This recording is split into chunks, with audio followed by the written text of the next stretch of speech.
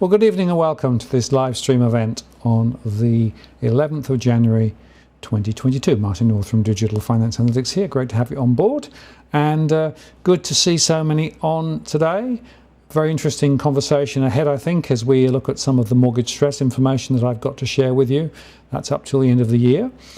Just before I go into that, I will, as I normally do, just remind you that there are a couple of important little things to keep in mind as we think about what's going on. With that in mind, just in terms of the running order, we're going to do the house rules and our models as normal. Just a few key slides, just covering some of the things that I've been looking at.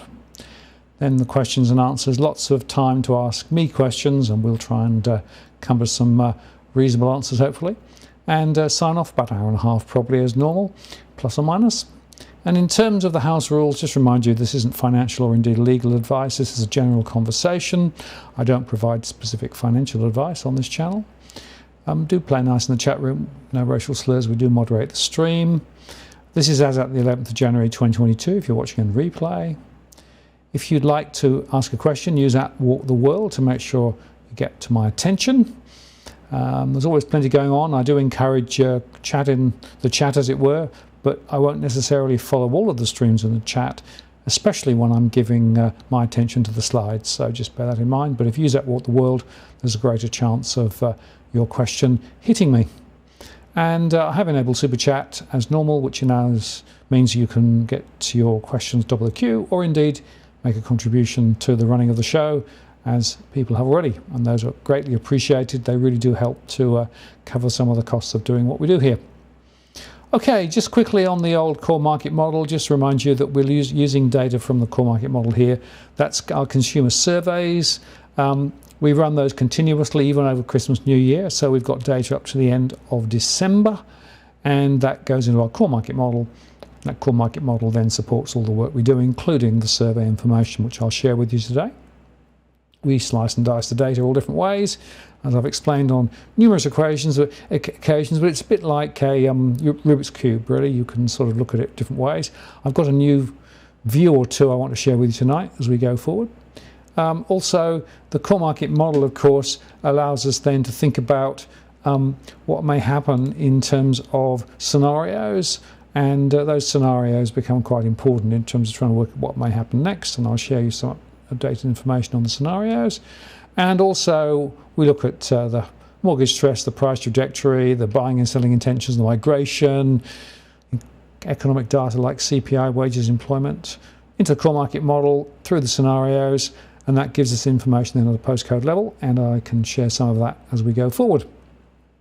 I also, of course, do provide my one-to-one service where we can talk about a specific conversation about a postcode or a specific location. I can look at the underlying trends. I can look at stress. I can look at the price trend data and some scenarios as well as to what might happen. You can always book a time for a chat anytime, probably by Zoom, about an hour or so. There is a cost involved, and at the moment we've got quite a few of those teed up. 3 to 5 weeks out generally is what we're doing at the moment.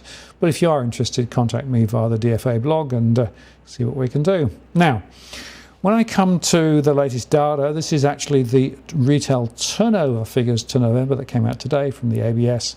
Interesting to note that in fact turnover in November, including of course the Black Friday sales, was very strong. Be interesting to see what happens in December, and certainly with all of the informal lockdowns that we're now seeing, I wouldn't be surprised to see retail turnover considerably lower ahead. In terms of yields, the bond yields, of course, continue to rise. This is the 10-year US yield, up to 1.76, 1.77 now, and it's continuing to climb pretty fast rate. This is, I think, the thing to watch in terms of interest rates. We will get more information from the Fed this week as to what they're planning to do, but wouldn't be surprised to see rate rises in the US quicker than many people expected. In fact, some people are now talking 4 or even 5 rate rises through this year. Of course, the other point in the US is that the producer prices was very strong, the CPI was very strong, the latest data will coming out again. The cost pressures are bubbling along there. Jobless rate is significantly down in the US, so a tight labour market, another condition that the Fed spoke about in terms of actually driving rates higher. So they're pretty much signalling forward rates ahead.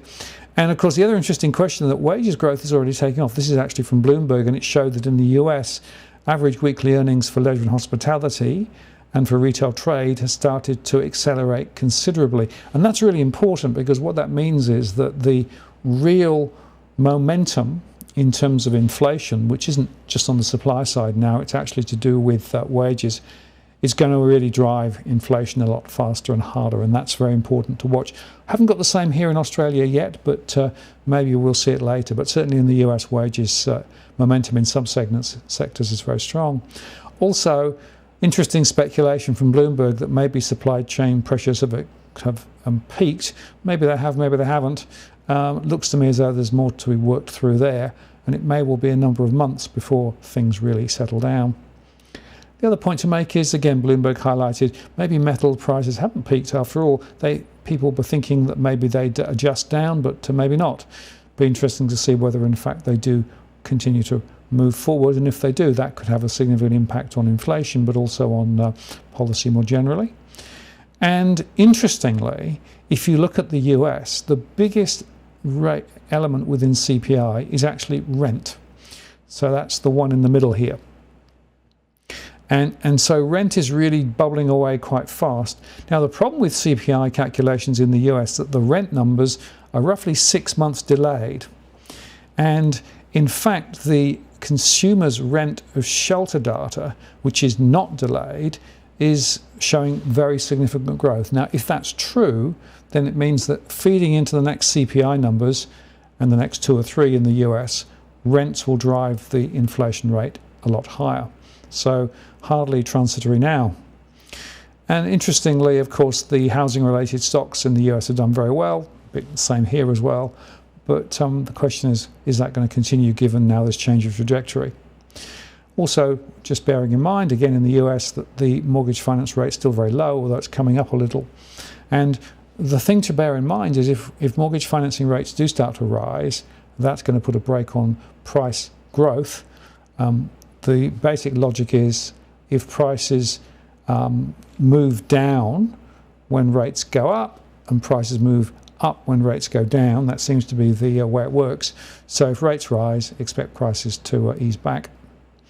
Now, coming back to mortgage stress, this is the data for December, and essentially we've got 41.8% of households registering stress in our data. That's up from last month.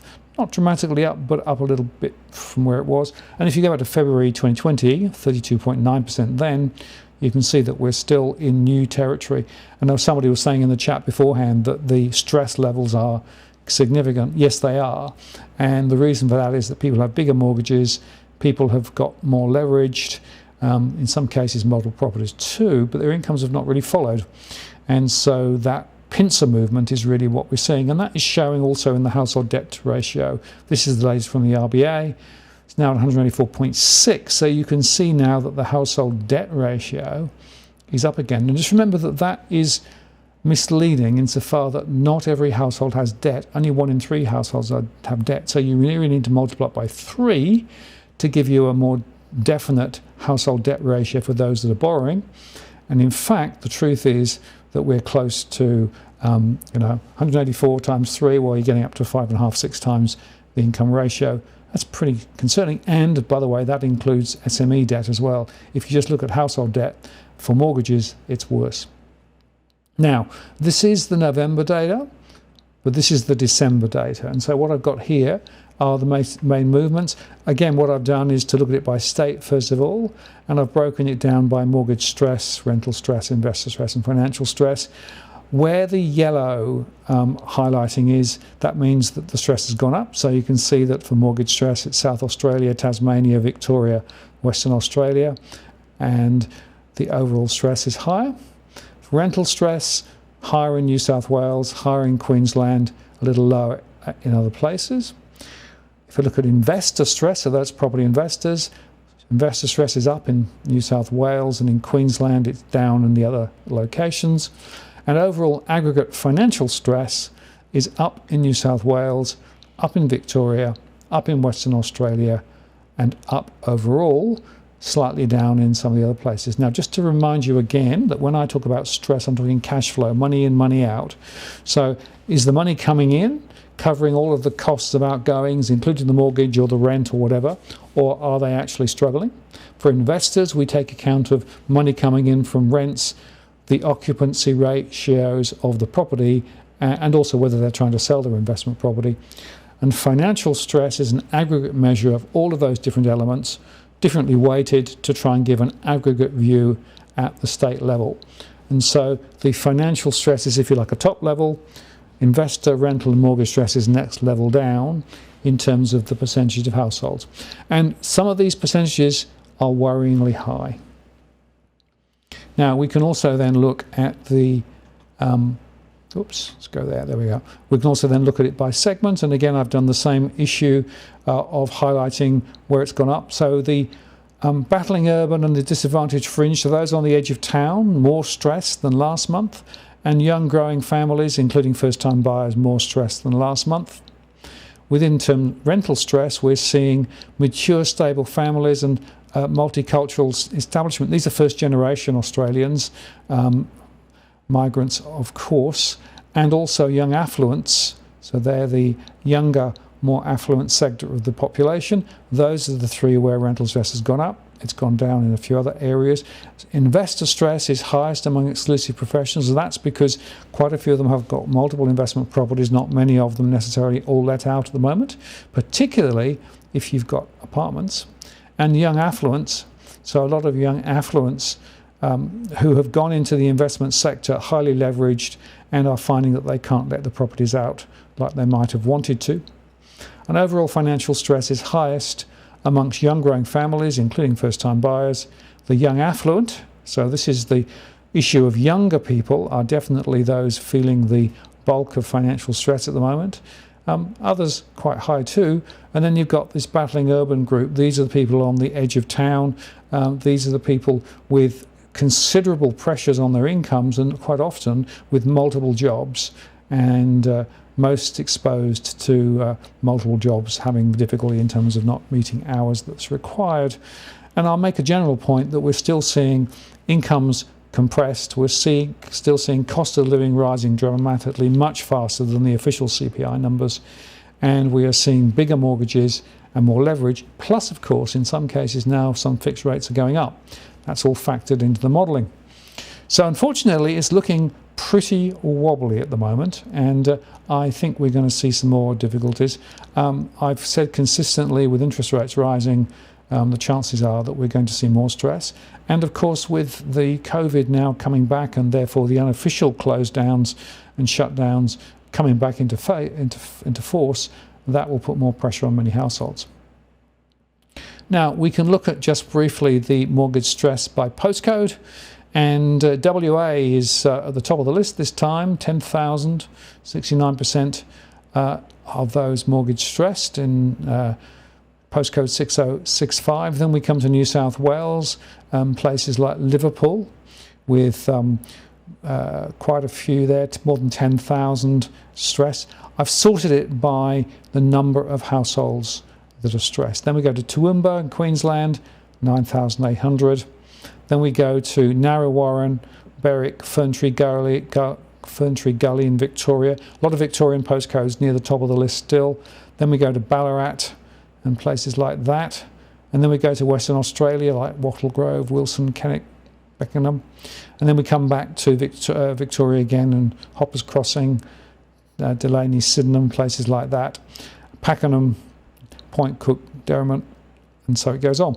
So you can get, again, the sense that a lot of these postcodes are these high growth corridors, a lot of new building, a lot of people buying first time off the plan and then finding that their property is perhaps not worth what they thought it was. They've got a big mortgage, their incomes are still under pressure, and the infrastructure doesn't actually mean that they can get around easily, so they've got issues with transportation, all of those things. So quite a lot of that going on at the moment. If I then look at the rental stress, Toowoomba is at the top of the list at the moment with 10,000 households in rental stress. And then we go to New South Wales, places like Chipping Norton, Lima, Bidwell, and places like that. You come down to West Gosford, up on the Central Coast, Greystanes and Wentworthville around there. So a lot of New South Wales postcodes are at the top of the list, and even places like Bondi. Bondi, there's a lot of young affluents buying in Bondi and are highly leveraged and are finding it quite difficult with dealing with their situation. A lot of people also renting and the same issues. And then we've got places like Surfers Paradise in Queensland, Blacktown, down towards Wollongong, my local area. Then we go to Surrey Hills and Darlinghurst, and then we go down from there. So again, you can get a bit of a picture of where stress is highest. And again, I've sorted it by the number of households. Then if I look at stressed investors, we start with Queensland, then we go to Surrey Hills, then we go to Western Australia, including Mandurah. Mandurah is still at the top of the list, near the top of the list in terms of the numbers. A lot of people still underwater despite the corrections that we saw and the expectations of future price rises in the West not necessarily following through. Greystanes, then Melbourne, a lot of high rise in Melbourne and in South Yarra still in difficulty at the moment. Then we go back up to Queensland again, St Kilda again, then we go to DY, Chatswood, and on it goes. You can get a bit of a sense of some of the top numbers. And interestingly, if you look at some of the percentages, they are quite high, 72% of households in those Melbourne, South Yarra areas. A lot of that is to do with the high-rise sector. And then if I look at overall financial stress, in aggregate terms, Toowoomba actually takes the prize this time with 23,000 in financial stress. Then we go to Chipping, Norton, Liverpool, those areas at 22,000. Then we come to the centre of Melbourne, not helped, of course, by the new informal lockdowns. And then we go to Mount Druitt, Lethbridge Park, places like that in New South Wales. Then we go to Point Cook and Durham, Hoppers Crossing, and on it goes. Some of these we continue to see the same ones, but there are a few new names popping up too. But Fountain Gate, Narrow Warren always has been there. And it's just the same old really in a way. Notice Tamworth there is on the list as well, out in regional New South Wales. And we go to Blackdown, Bondi Beach, and also Western Australia in Tapping, places like that, Wanneroo, and Victoria, Berwick and Harkaway. And then Surfers Paradise is also there. So Surfers Paradise, that's quite interesting insofar, of course, that Queensland is meant to be doing very well. Prices are meant to be very buoyant, but actually that buoyancy is leading to significant financial pressure in many households, even in areas around Queensland. So it's worth just understanding some of the granularity here. Now, this is just one other slide that I want to share with you. This is work in progress. What I've done is I've now started to build into my models the various electoral regions across the country. And I'm using that as a basis then to look at which party actually owns which electorate at the moment based on the last electorates. And it's quite interesting. This is the parties, so few independents and small parties, as well as the LNPs, the Nationals, the Libs, the Greens and the ALP. And overall, 48% of 0.4 households live in ALP land, or I should call that. And interestingly, about the same number are renting, but a smaller proportion are property investors. A higher proportion are mortgage stressed, and rental stress is also above average, whilst investment stress is lower than average and overall financial stress is higher than average. So that's quite an interesting observation in terms of the political alignment. If I then go to the Liberals at 29.8%, there's a lower proportion of people renting in those Liberal locations. The number of property investors is a lot higher. The mortgage stress is a little bit below the 29.8, 28.7. The rental stress is a lot lower, but stressed investment a lot higher, which tells you something perhaps about policies that might be being thought about from the Liberals. And overall financial stress at 29 is just slightly below the proportion there. If you then look at the Nationals, 6.6, 6.6, 5.8, so slightly below the property investor group. Mortgage stress a bit below that. Total rental stress slightly at average. Stressed investors, lower than average, and total financial stress, a little bit below average. So it is interesting. Now, when you look at the small parties, you probably can't resolve too much, but I'm going to do some more work on this. I think I'm going to actually break it down to individual locations and regions and have a look at what the political cuts of these various trends are, because it looks to me as though there's a really important story here, and we'll be tracking that around the election. Now let me just then switch across and talk to you about the stress mapping, seeing as I got the stress maps up. Just to explain, the maps here are a way of just trying to show you in visual form where the mortgage stress is, and we use the same colour coding. This is actually based on Sydney at the moment, and the bluey colours are the lowest stress. We go up to the yellow and the orange and the red, and more than 9,000 is the highest. And you can see as we pull out from the Sydney area, I'll just move that across slightly. I can just do that. Where are we? There we go, there, yep. And you can see there that we've got a real pocket in and around Liverpool, that sort of area, Western Sydney. You know, the fact is that Western Sydney continues to be a significant issue. You saw it in the individual examples, but this is also the broader map. And as you pull out further, you can see the same old, with places like Campbelltown and Liverpool and Fairfield. There's a few interesting areas there, but this Western Sydney swathe is where a lot of the issues are. If I then go to Victoria, so let's put in 3,000. Okay, just go there. Okay, and again, sort of pull out a bit the same fashion. You can see that in the centre of Melbourne, mortgage stress is not too bad, but as you pull out, you can see that you get some of those outer lying areas, some of the new development suburbs is where a lot of the issues are. And as you pull out further, you see over here towards the west, it's definitely a significant amount of that. So, you know, the old Point Cook, in the Wyndham area, those sorts of areas like that. And if you look then further out here, you find out towards Dandenong and places there as well. And if you pull out further, you can see that there are very significant differences in different parts of the location. And then we have Ballarat also showing significant pressures too. Now I will just do one more. Let's go to 4,000 for this one. Go to Brisbane.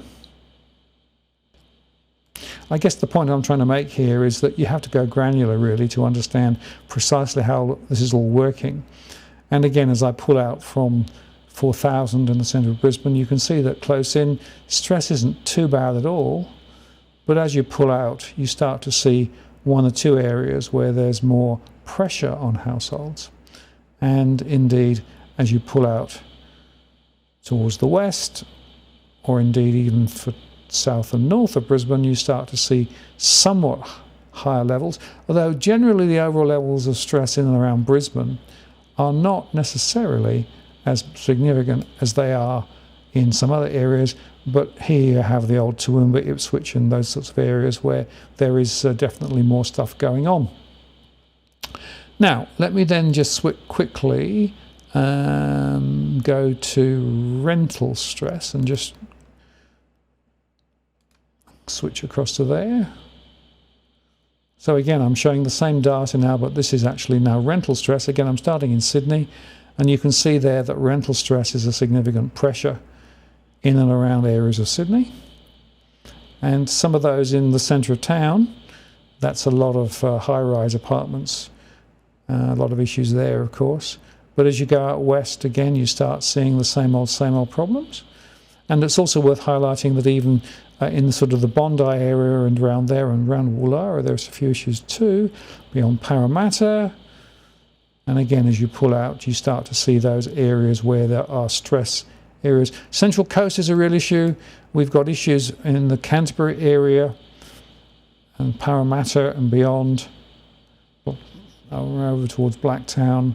And as you pull further out again, you can see the same old Campbelltown is a bit of an issue too. So it shows you again that this rental stress, it sort of mirrors quite a lot of the pressure on mortgages, but with slight differences, and different types of households, of course, as well. This is now Victoria, and again, I'm just showing you the same sort of trends, as big as I can. And again, as you pull out, you start to see some of the pressures. And interestingly, some of the pressures are somewhat similar, but closer in. So you can see here in areas of Melbourne, closer into Melbourne, there are areas where there are difficulties.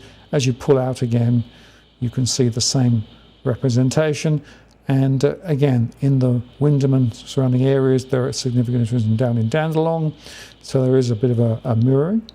If I go to Perth, just to give you a little bit of an alternative example, because I can. I'll come back and read the comments in just a moment or two. Let me just finish what I'm doing here first. Okay, so this is now pulling out from Perth, and remember I'm looking at rental stress here, so this is looking at where the pressure is. And what we also find is that as you go out from Perth, you start to see some pressure north and south of Perth itself. It's not too bad, but there are areas nevertheless, particularly on the coastal fringe, where there are areas, and it's a bit more extended out towards Rockingham and north of Perth too.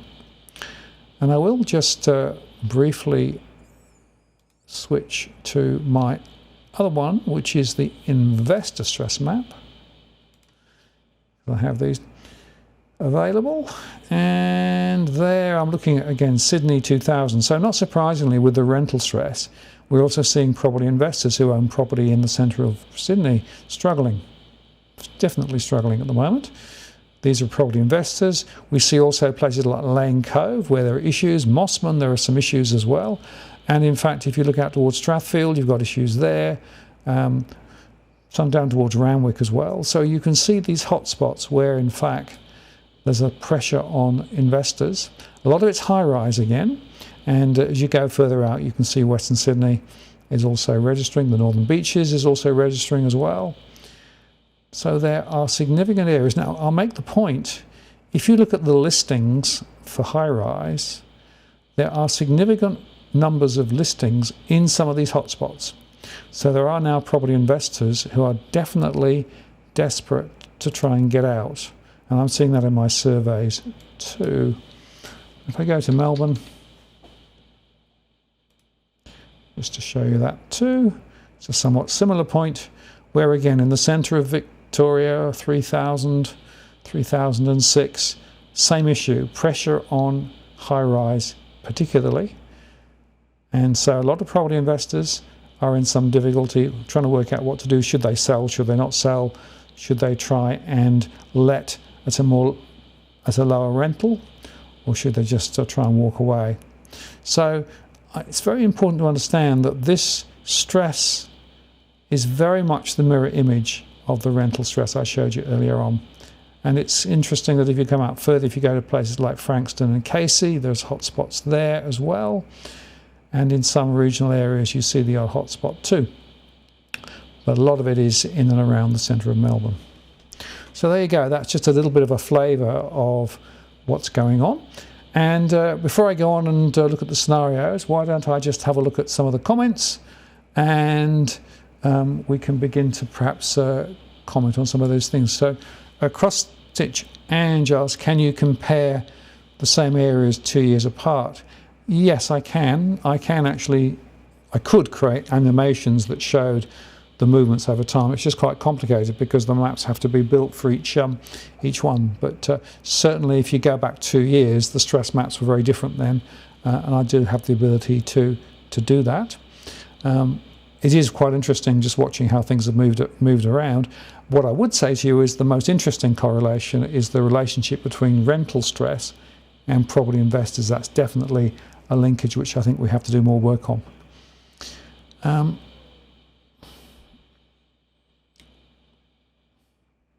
What else have we got? Another one from Cross Stitch. If Coldings in the fridge, you're welcome to come visit the dog. We talk mortgage stress, wage growth, and how great the dogs are. Yeah, sounds like a good plan, really. Very good. Now, just go up here. Another one from Tony here. Settle on my inherited house today in Perth. Potentially a massive gold discovery tomorrow from PGO. Bottle of to be cracked on Saturday. Should easily cover the Cook's $2,500. Well done, Tony. Congratulations.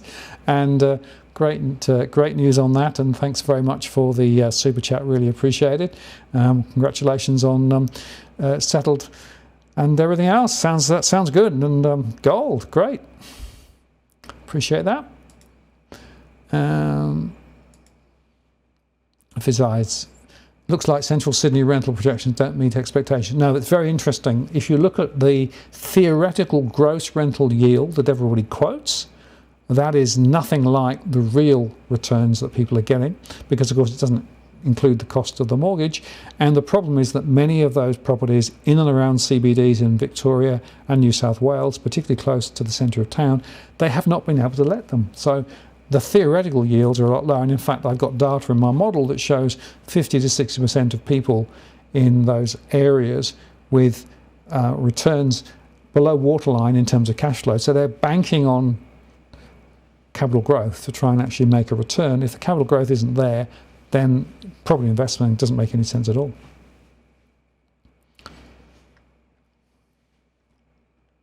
Okay, what else have we got?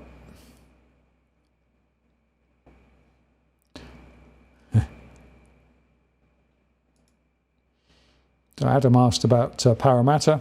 So, yeah, if you want to look at the comparisons between particular areas, then the way to do that is to sign up for the DFA portal. You can then do your own comparisons between different postcodes and make some sort of direct observations. I can only show you high-level information in this show, but it is very important to get granular. I keep saying, if you're going to make decisions about property, you have to get granular. You have to look at the local information. These generic averages, or the CoreLogic Sydney number or whatever, is meaningless. You've got to look at the details. So, though those comparisons are available in the tool. Okay, just seeing what else there is. Vincent asked a question, which is quite good. Do you think Australia will go the way of Japan? Yeah, well, I've told you, I think, before, and I still think that with the deflationary forces that we're going to see, I think are going to be very similar to the ones in Japan. I'm not sure that the story of the inflationary pressures coming through and interest rates going up is going to actually play out necessarily the way that we might think it will. And therefore, the Japanese, grind along the bottom for years is certainly, to my mind, the most plausible of scenarios, but we'll see. Taffy, thank you very much for the super chat. Really appreciate it. Thank you. Hugh says, new shirt for Martin. Okay. Well, we'll see. I quite like the blue. It goes with the blue background. And Mike says, please press the like button. Please do. Yes, it does help. It's amazing. It's the difference. It does make a huge difference to what happens to the shows. Vizai says Toowoomba is a big retirement village. It certainly is. So is Coffs Harbour. Somebody else said. Yeah, well, that's pretty much wherever you look. Actually, there are lots and lots of places where, frankly, other than property, there isn't much going on. Aussie Jen says, love the stress mapping, Martin. Brilliant, thank you. Yeah, it's a really powerful way. And, I could spend a long, long time on the maps. In fact, if there's an interest, I could perhaps do a show just on the maps, because it really is quite interesting just watching how it all works. And, of course, I never have time to do all of the different locations, but I try to pick the areas with the biggest story. Okay, what else have we got in the comments? Have a quick look. I changed the system the other day, so I've got my comments up here now rather than over here, so it's a bit easier to look at. Jeff Finn says, good point. I live in Ipswich, real estate is going up in leaps and bounds. Yes, the values in some cases are still rising, and particularly in Queensland. interesting question is for how long, of course. Somebody asked, is Robbie Barwick coming back soon? Yeah, he'll be back on. I haven't quite worked out yet, but I will. And hi, Juan Burjo.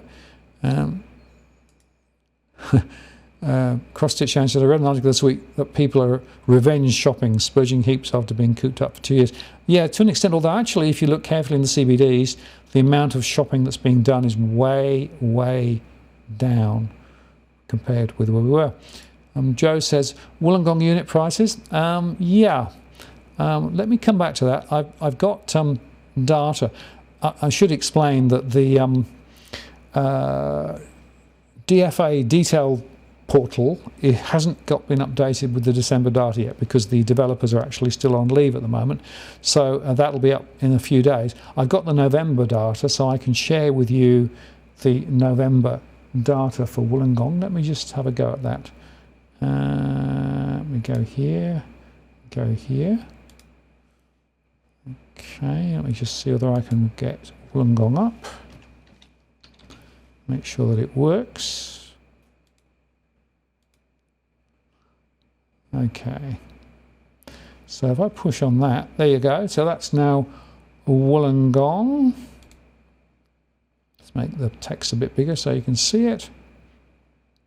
So we measure the stress, of course, 18,000, 10,000 renting, 59% in financial stress, 33% in mortgage stress, 68% in rental stress, and 43% of stressed investors. The unit.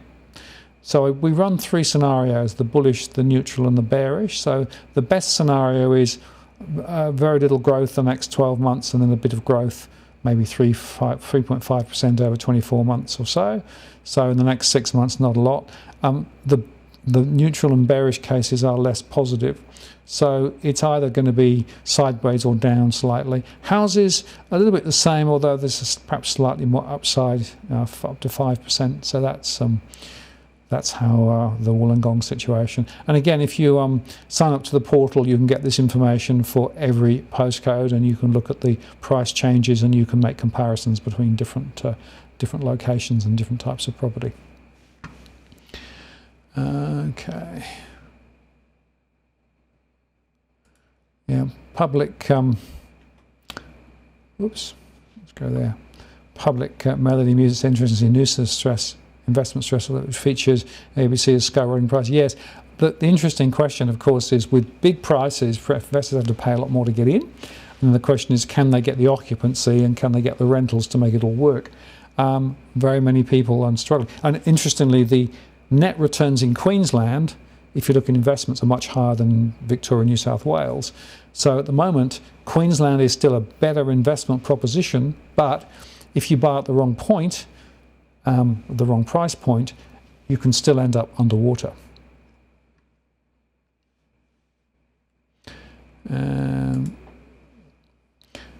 Yeah, have you discussed well, I did go through some of the data for Victoria.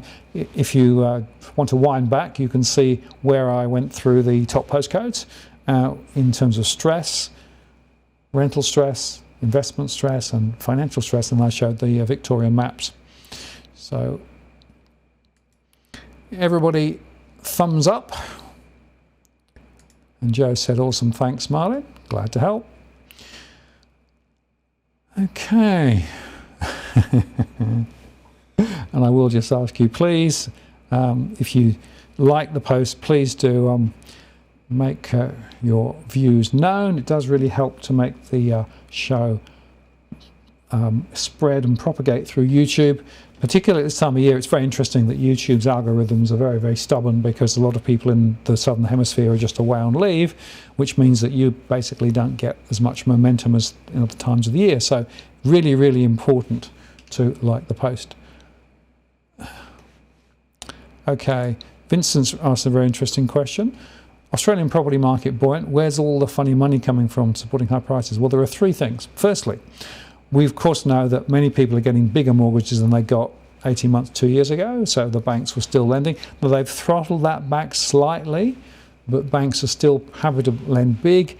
The debt to income ratio is a lot higher than it was. Wayne Byers made a comment on that recently and suggested that it was going to they're going to watch it because they're a bit concerned. I'm very concerned. The debt to income ratio, particularly in Sydney and Melbourne, is massively high. So people are highly leveraged. The second is we've got a number of people now coming back from overseas with cashed up to buy big property. And so that's definitely supporting some, particularly houses in some areas. And the third is you've got these down traders. Down traders are people who've sold their big property and are buying a smaller property. They're still quite active because they've really taken advantage of the price rises to sell and move. So we're seeing a lot of down traders very active. And in my modelling, I do look at down traders in particular, and there's some very interesting trends there, which I can't really discuss in detail tonight. But what I can say is that down traders have been having a field day with the very buoyant prices in some areas, particularly for houses. Quite a few down traders are selling, standalone houses and moving into smaller properties or maybe even apartments, and they've been able to get top dollar. So those are some of the reasons why property prices are very high. Plus, of course, interest rates are ultra low, and as I said earlier on, interest rates and house prices are inversely related, right? If prices rise, that's probably a signal that interest rates are effectively going one way. If they go the other way, then things are different. The RBA said if you take rates down by, let's say 1%, there's a considerable increase in price. The reverse is also true, and that's what we're seeing at the moment. Okay, let me get rid of that. See what else is up on the.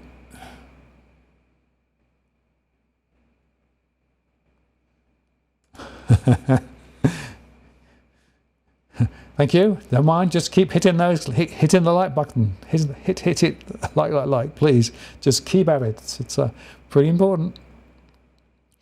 Okay. What else have we got? Luke said, "What do you think of Michael Zucker encouraging people ahead of their mortgage to spend the money instead of?"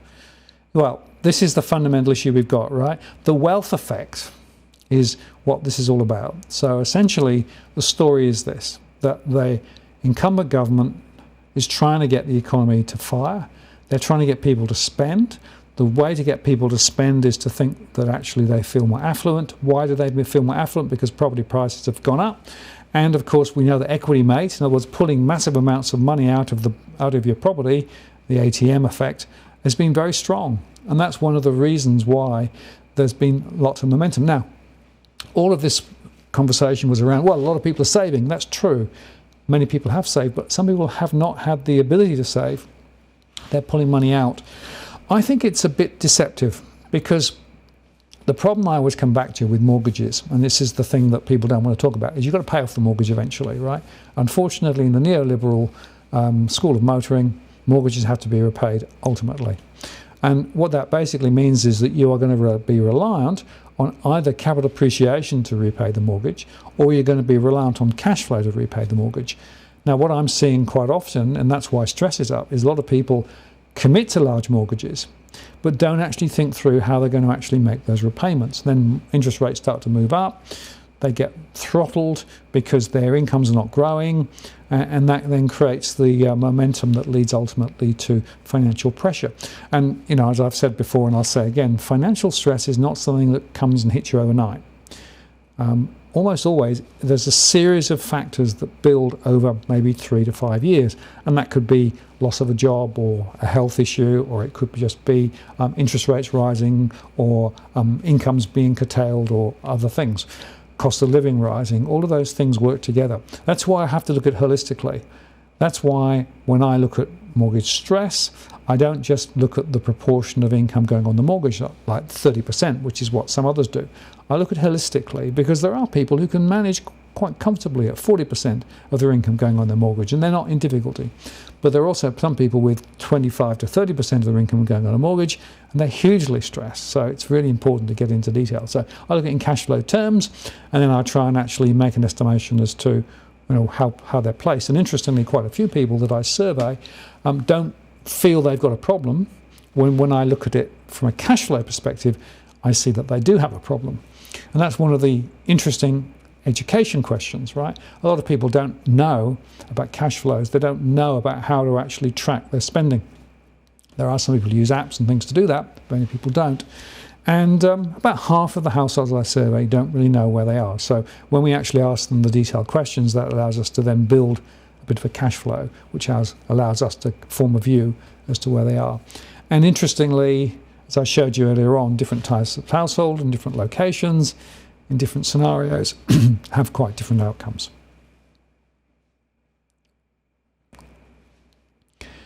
Thanks very much, Chris, for your comment. Really appreciate it. That's good. And Mike Hunt says, mortgage for life, rent for life, never own it. You know, there's a very important parallel between renting and paying a mortgage. If you ultimately end up never paying the mortgage off, you know, are you better off? Interesting question. And Robert Hill says, are you aware that the greatest number of Australian Americans giving up their citizenship and going to take citizenship in other countries is happening right now? Yep. Exactly. Edwin's been talking for quite some time about the influx of people, the influx of people coming potentially from overseas, cashed up, because perhaps the value proposition here is better than elsewhere.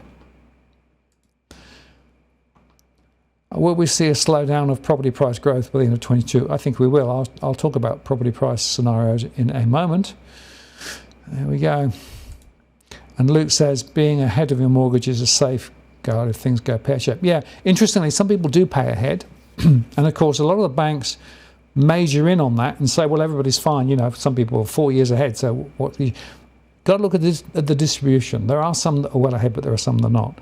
And the other point is that in the good old days of mortgage lending, you'd be encouraged to pay down early, because by paying down early, you'll reduce the overall interest that you have to pay, which means that it's a cheaper proposition for you. But these days, people don't want to talk about that. They talk about 35-year mortgages and they talk about interest-only repayments, because effectively you are locked into a cash flow, a series of payments you have to make until the end of days or until you've paid it down.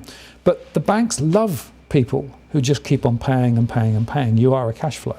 That's how they measure it. They talk about the life value of a particular household based on their flows of cash. That's how they measure them. And so if you want to the honest truth, banks will calculate the net present value of future cash flows for a particular household, and they'll put you in a particular category based on that, and they'll handle you in different ways. That's just the way it's done. You are a cash flow, and frankly, the problem is people don't realize it. But you know, whether it's paying by afterpay, whether it's personal loans, whether it's big mortgages, whether it's servicing all of those debts, it is effectively pedaling hard and fast to just keep all of the balls in the air.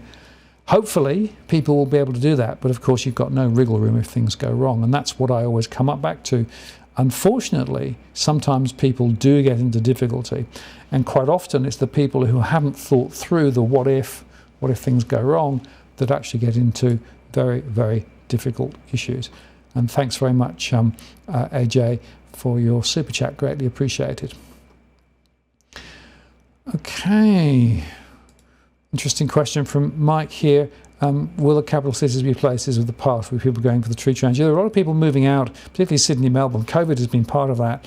The ability to work from home has been part of that. The NBN and the other internet is part of that too. The interesting question is, will regional centres go into reverse later or not? And you know, people are highly divided on that. There are a number of people who think that things are going to actually continue the same way.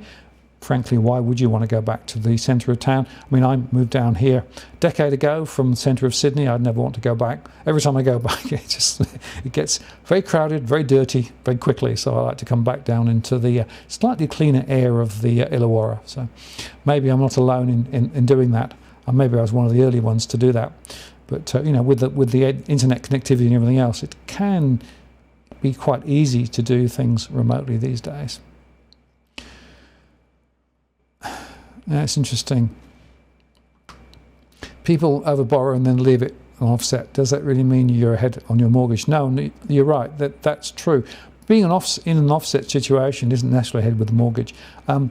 Interestingly, of course, there have been a few examples when the offsets suddenly disappeared and people found them that were in a more difficult situation than they thought. Offsets need to be handled very carefully. It may give you some benefit, But the question is it really, as good a story as many people are sold? And by the way, many brokers, of course, push the offset pretty hard. So it's just interesting just seeing that coming through. But no, I agree with you. There's some interesting questions there which we can perhaps explore further on another occasion. What else have we got? I'm interested in buying out of Sydney and renting in Sydney. Self-employed, the rent's 100% tax deductible. So when to buy? Yeah, how far out of Sydney? So there are some regional areas that are still looking relatively respectable, although prices are rising. Certainly you can get places cheaply in Sydney itself, and there are some interesting tax things to think about there. Heard a few people rearrange their affairs between the two to advantage. I've also seen some people basically look for investment properties in Queensland, say, and live in Sydney because the returns in Queensland are higher. So it depends on how you do it. Do the maths, work out the cash flows, and if you want a recommendation for a calculator to help you with some of those calculations, the Nucleus Wealth property calculator, available on their site, has some really interesting tools where you can put in these different scenarios and work out what the effect may be in different assumptions about the future.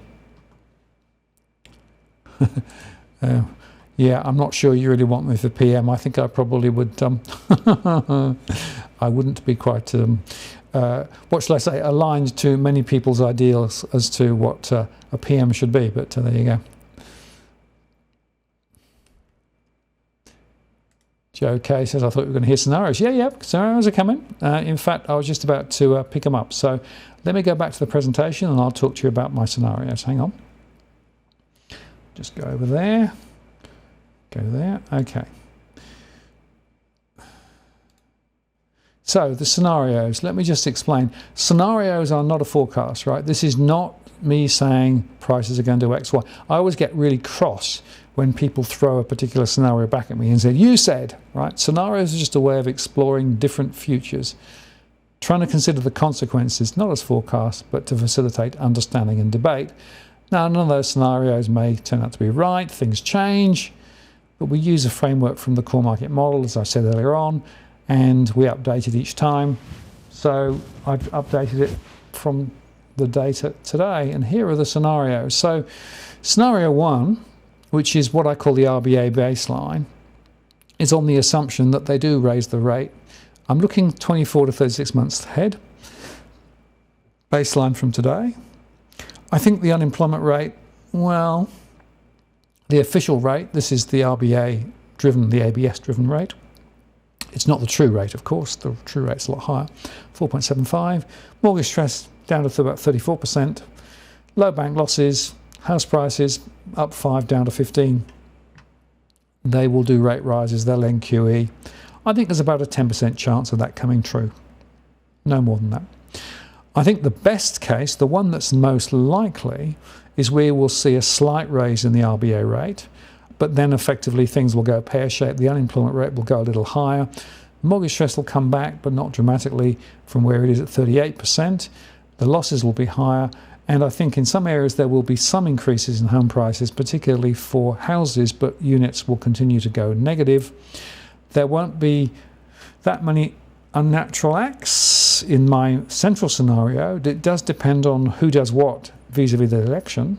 If they do more stimulus, if they do more first-time buyers, then this may not play out. But at the moment, there's a 50% chance that this is the scenario we're going to end up with. Now, I've made the assumption here that COVID doesn't continue to rattle around. It does begin to ease away. But there is a risk, I think, of a longer-term crunch where effectively we don't see rates rise. So they might put them up when they have to pull them down again. Unemployment rate goes higher. Mortgage stress sticks at around 40%, higher losses. And this is where you start then seeing property prices falling. So, unlike the RBA's modelling, which is that when rates rise, effectively prices might ease a bit. In this scenario, prices fall because the economic momentum in the economy eases back. And then we see more QE, we see more fiscal, we see more negative rates to try and actually solve the problem. 25% scenario of that. Then we've got the risk of multi-wave disruption. We just get more and more of these COVID rate things coming through. Now, if it goes terribly wrong and if things really fall apart, then we could be into the old 9.5 to 11% unemployment rate, higher mortgage stress, bail-in and bail-outs, and probably 10%. And there is, of course, the uncontrolled. So we get a variant that is completely uncontrolled. And in that scenario, everything is pretty much down. But that isn't my main scenario. So this is my main scenario at the moment. A bit of rate rise, not a lot. Unemployment rate sitting at around 4.8, 4.9. And some price movement up, but some price movement down, depending on where you look. And that's got a 50% scenario. And interestingly, I do then take those scenarios and map them through to individual postcodes in the tool that I showed you earlier on, so you can look at how that translates into individual situations. There you go, that's the scenarios. Vanessa asks, hi Vanessa, Harry Dent coming back. Would like to know why he believes in a 90% correction in the share market. Sure. Well, Harry probably will come back at some point. I did speak to him last year, several times actually. He'll probably come back on again. I'm speaking to Robert Kiyosaki, I think, before Harry. But the thing about Harry, his view is that the deflationary effect of what's going to happen will pull stock markets down, and that basically is the spiral down, and he's using the analogy of the 1928 crash. So that's why he thinks there's a considerable fall. And of course he'd argue that it's gone a lot longer, therefore the momentum back is much higher. So, but yeah, maybe we should get Harry back on, and we'll have another chat. I may even don't know whether he'll do it, but maybe I get him on to come on live if you're interested. What do you think, Harry Dent live? What do you think? Would you like that? Would you not like that? Let me know in the comments below.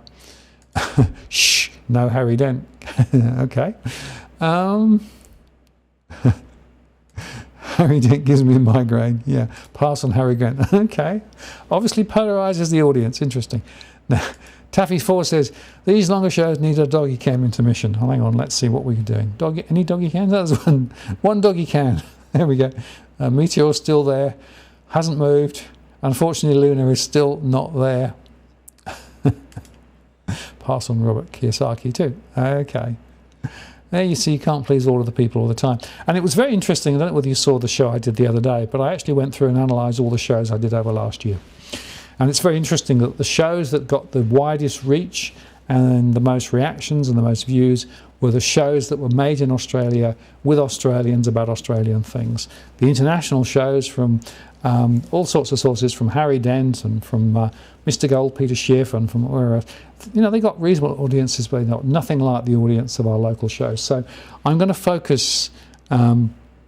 I'm going to focus more on the local content and making sure that we focus on the Australian situation. I'll get a few guests in internationally, but as I'll mention a little bit later, I'm going to bring a new guest on for next week, which will be quite interesting. Interesting comment from there. Tarek and Harry, and that would be interesting. Yeah, it would be chalk and cheese, wouldn't it? Tarek isn't that keen to do a live show. You have to send him a message on Twitter and tell him he should come on and do a live show, because he'd be perfectly fine to do it. Yay, doggy can. Yep, I'm just sorry I couldn't get Luna as well. Luna's gone to bed early, so unfortunately it's only one dog rather than two tonight. But there you go. At least you've got another view. And the thing about doggy can is I can just keep the camera on there and see what's going on. That has been no move. I take them for 3 walks a day, particularly now, and by this time of night they're pretty sleepy, pretty quiet, and so hence the lack of movement. Okay, now there are a couple of things to talk about. We need to find out what happened to the gold. Interest of the people needs some love. Yeah. Okay, so let me just talk about interest of the people. You know that I've gone through a very difficult 6 months, and you know that perhaps also that John has gone through a rather difficult few months as well. Hopefully he and I will be able to tie some time down where we can actually do some stuff together. Can't promise it will happen, but I'm certainly now more free than previously, so hopefully it will happen. We haven't fallen out. We haven't had a massive difference of opinion. It's just that we've been circling, doing other things. So that's the reason. There are some big conversations that we need to have about what's going on. Interesting suggestion there, Martin Armstrong from Armstrong Economics. Yeah, there's a whole bunch of people I've got listed, including a number of suggestions from the audience. It's very hard to pin some of these people down. I have tried, but I will go on pushing. Mike says, who's going to win the next election? I have no idea. I think the best outcome will be a hung parliament, I said earlier on in the chat. The problem is both sides of the political divide are very similarly aligned on so many things, and I'm not sure that either of them really want to do what really needs to be done. So, yeah, we need a different piece of thinking. Yeah, and Vanessa makes a very good point. We need to find out what corporate Australia did with our taxpayer money. Disgraceful amount of money went from JobKeeper and other platforms as well, direct into the big end of town. We haven't seen Heitness hair of it. Obviously, a lot of it's gone directly to corporates. And of course, if you take CBA, for example, the term funding facility, the very cheap money, that ended up allowing them to do a share buyback to try and keep their share price up and to keep their investors happy. Quite disgraceful in my mind. Mike says, difficult last month. Yeah, indeed, it was very hard few months, the last month in particular. As you say, Jill's now resting in peace, but I'm trying to make sure that her legacy continues, particularly around asbestos awareness, hence the conversation about asbestos that will continue. Okay, now one of the things I wanted to do was to answer a question that I've had posed by a number of people, and that's to do with deposit bail-in. Now, the reason I want to mention this is because there seems to be a lot of confusion. Now, just go through the argument quickly. So bail-in was a strategy that was developed after the global financial crisis, when in fact banks got bailed out. So in other words, taxpayer money went to save banks around the world, and ultimately some of those banks were nationalised, like in the UK, for example, National Westminster Bank in the UK, or indeed in other countries too. So they wanted to find a different route so that next time taxpayer money wouldn't go direct to save the banking system. So some bankers plotted the idea of bail-in, because basically what their argument is that a deposit is a loan to the bank. That's not how you think about it, right? In other words, you think when you pay money into the bank and by way of deposit, they're looking after it for you, you'll get it back and you might get a bit of interest if you're lucky. But no, it's a loan. It's a loan to the bank. So they said, well, why don't we then have the facility in a crisis to be able to convert that deposit from effectively one form of capital into equity? Because if you can convert it into equity, you can basically recapitalise the bank and keep it from falling over. And that's the essence of the deposit bail-in. Now, the G20 essentially agreed to that strategy, including Australia. And so over the last 5 to 6 years, deposit bail-in has been rolled out in various forms in various countries around the world. The most archetypal example is in New Zealand, where we've got the open banking resolution. You can go over there into the New Zealand Reserve Bank of New Zealand. It's all there in black and white, where they basically explain that deposits are effectively available. If a bank gets into difficulty, those deposits then are actually converted to equity, and if you're lucky, you might get a share of a bank. If you're not lucky, you won't. And their argument is that your savings might be frozen for a bit, but then you get something back.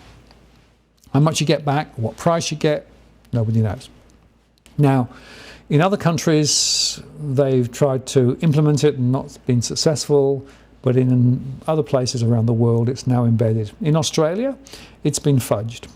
There was the APRA Act that came in a couple of years ago, and that actually included the any other instrument clause, which basically allowed APRA to grab deposits potentially, though of course they deny it.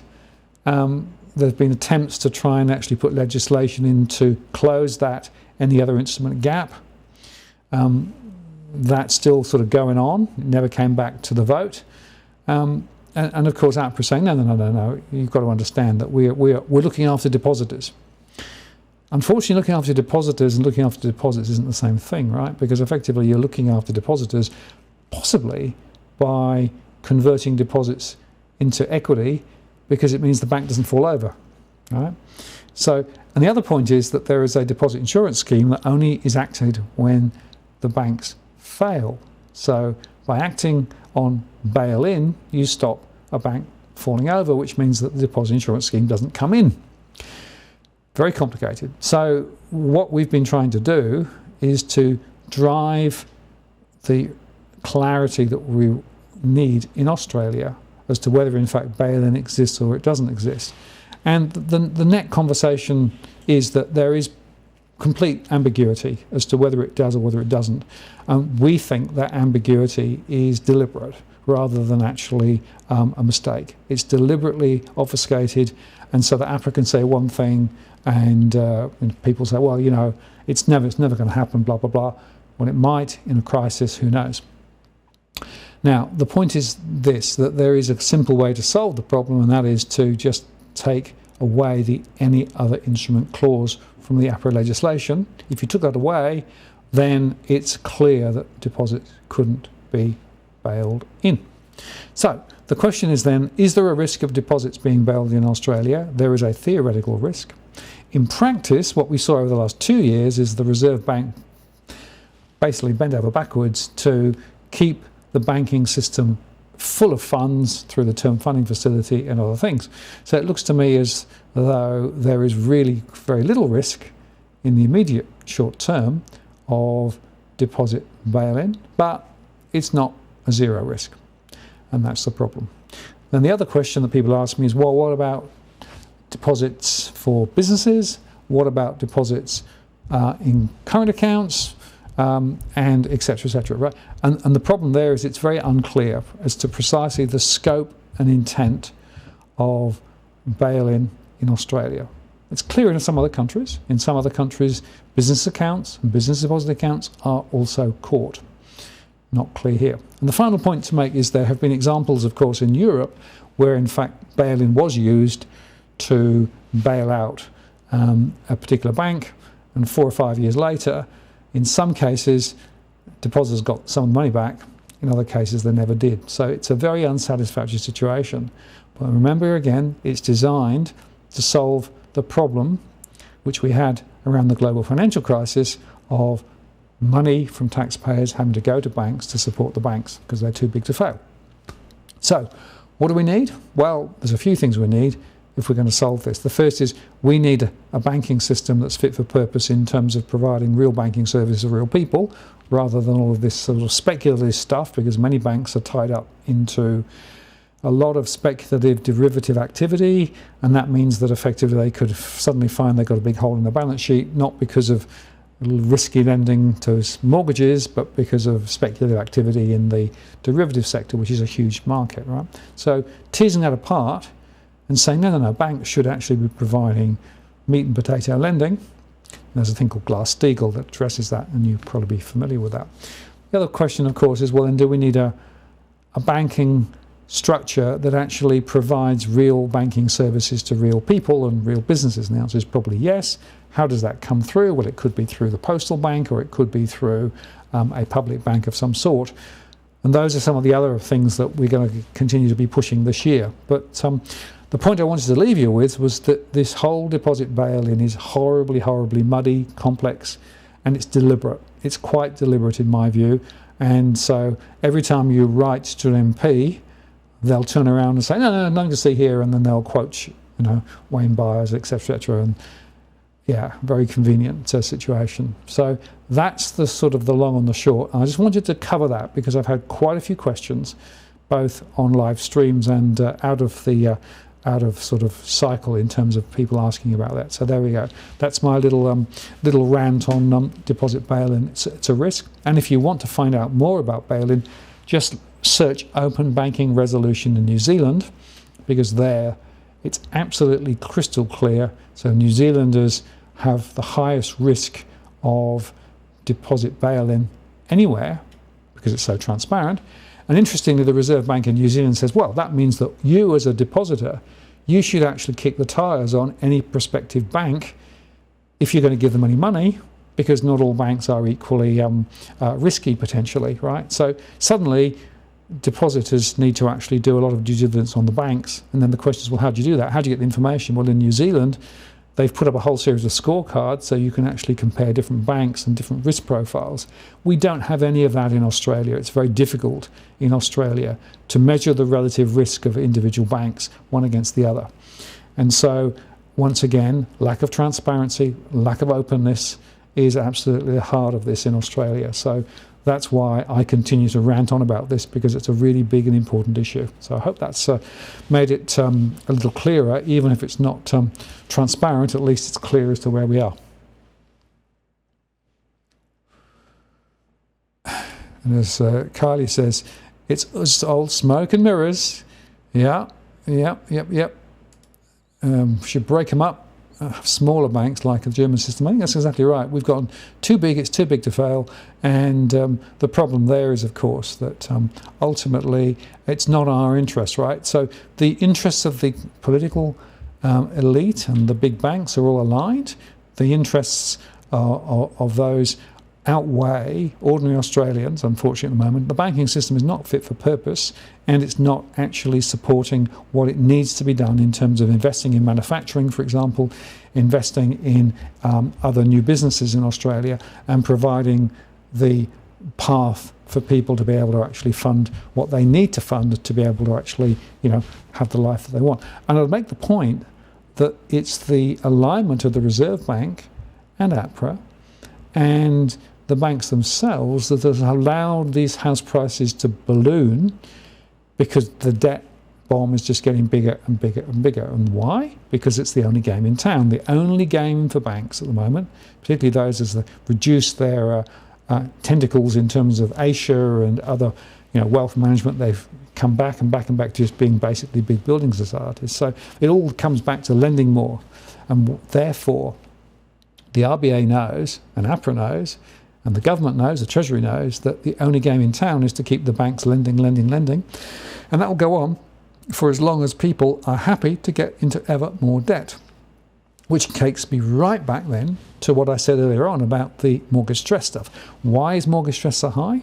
Mortgage stress is so high because people are highly leveraged, because interest rates are low, because people have been able to borrow big on the expectation of getting that property they've always wanted, right?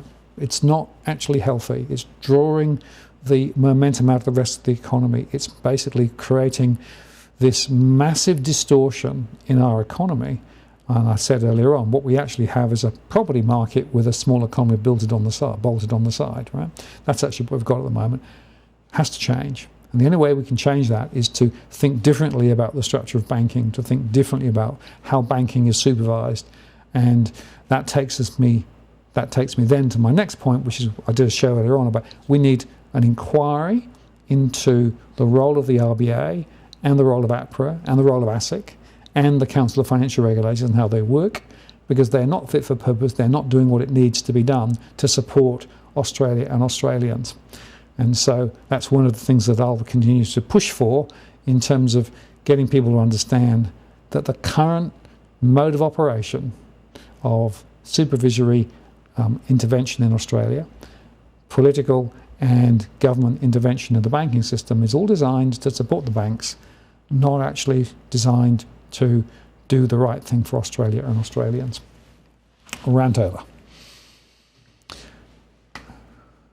Okay.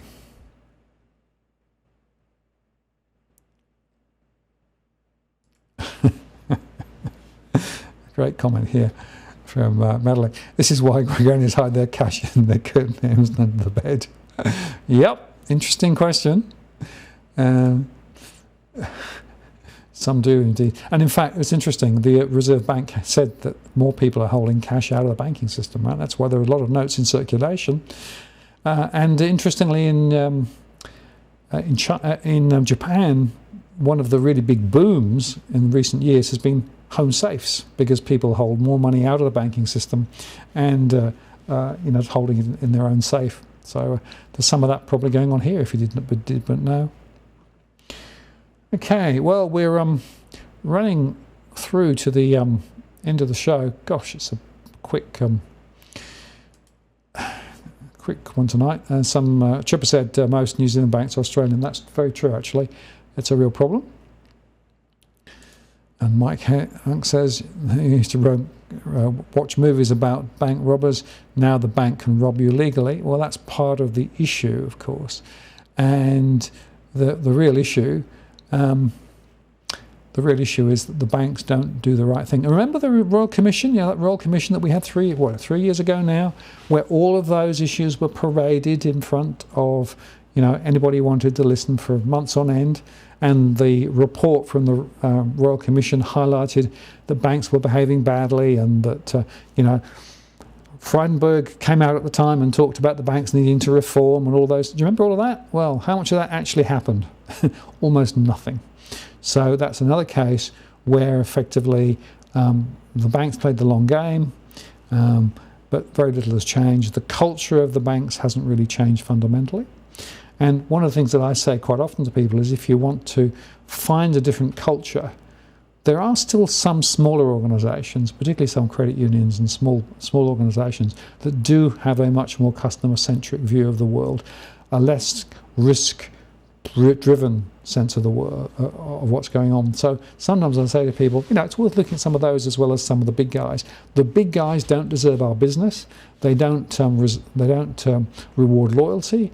They are simply out to maximise the profits as best they can, and I think that needs to change, which is why there has to be a very different way of thinking about this ahead, in my view.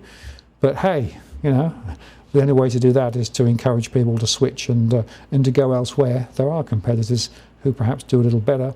Unfortunately, though, more and more of the banks have become more and more like the big banks, because they're trying to compete on the same square, as it were, and play the same game. So it's a bit of an issue unless we can find a different structural solution to banking. And by the way, there are some events now happening in other countries too about public banks, about banks, infrastructure banks, about banks looking for longer term. So hopefully that will something which will actually make some change ahead. We'll see. Okay, what else have we got? George says, "You sound tired, Martin. Have a break." Yeah, well, it's late in the evening. I've had a busy day, a lot going on at the moment. One of the things I'm dealing with is a lot of paperwork, but that's another story. Madeline says, "Banking Royal Commission, and nothing changed." Indeed, very little changed. And in fact, in some cases, I think things got worse. Remember that Frydenberg tried to remove the responsible lending obligations from the banks as well. Banking Royal Commission was like Monty Python's skit of the Spanish Inquisition. It was indeed, exactly right. Yep, I'm afraid very little has changed. Gold was banned because the government required it to back their currency, which is no longer used as backing. Yeah, that's true too. The gold question, and frankly the value of money question, right? Because remember that with inflation rising, value of money is decreasing, and that takes another interesting question with regard to what happens ahead in terms of the value of money. Remember, if you hold money in the bank with inflation running at 3%, you're losing real value all the time. That's the problem. And then you've got the risks also of deposit bail-in. So it's a real interesting question. But there are no easy answers in terms of where you put your money, right? That's part of the problem at the moment.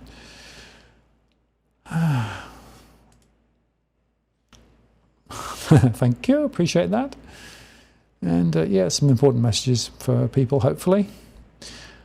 Okay, right, well, it's 9:21. Any last questions anybody might want to ask? Ask now, or I'm going to switch back to the final stage of my presentation, which I'm going to do now in any case, so hang on. Let's just move that back to there.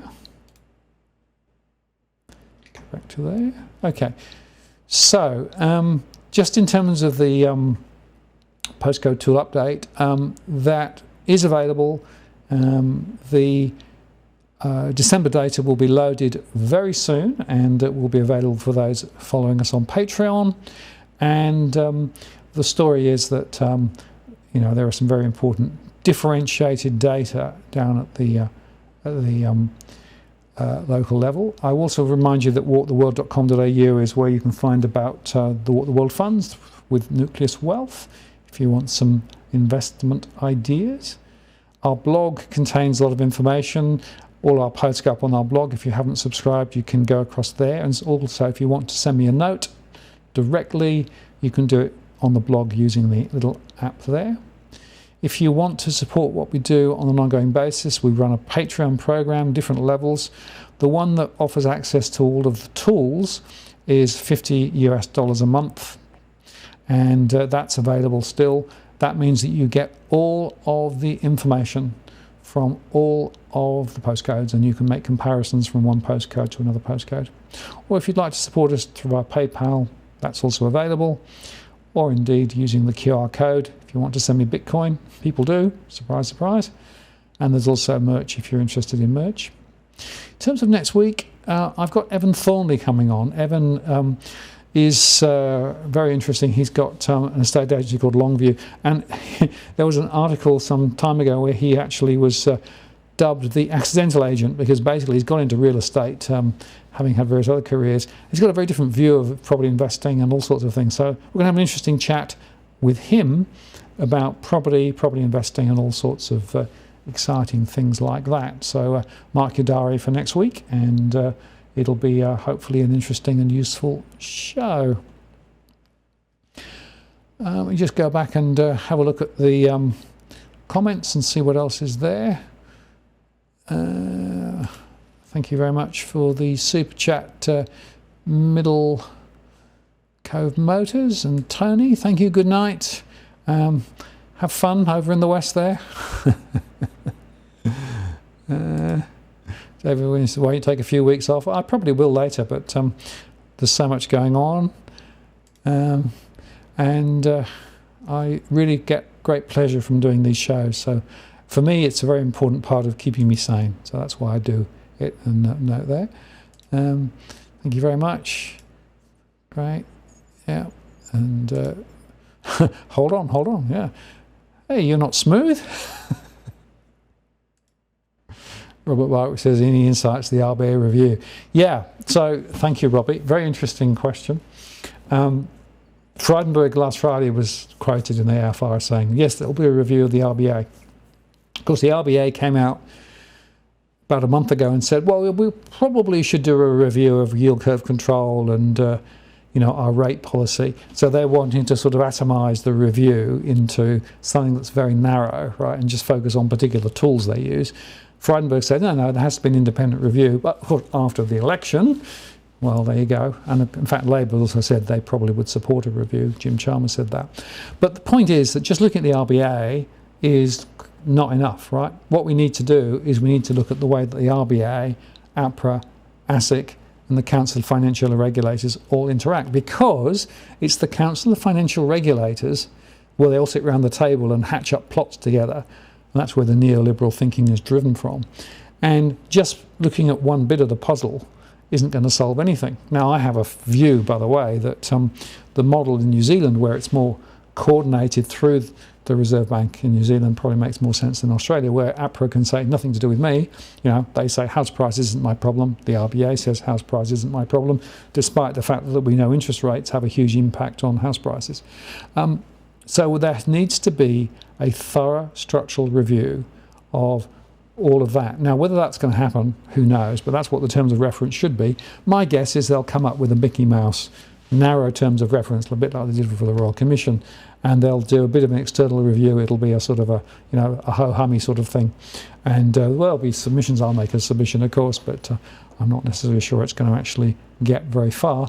But there's always a chance. So I always say, keep pushing. We need to keep push for a proper review, because getting our banking supervisory structure right is critical to the success of Australia. That's what I keep coming back to. This isn't just self-gratification. This is what we need for Australia to be economically successful in the future. We need the right regulatory structure.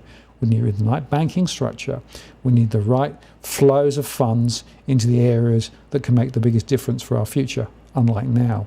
And that's what the review should be about. But I'm not sure that's what the review will be about. So, Robbie, I don't know what you think, but that's what I think about the RBA review. Okay, let's see what else we got. Thanks for the super chat. Appreciate that. Robbie, bye quick. Are you the real Robbie? Very good. And Smooth said he took my line. Yeah, absolutely. And the great show. Thank you very much. Well, we've got to the end of the show, I think. Hope that helped. Hope we covered some interesting points tonight.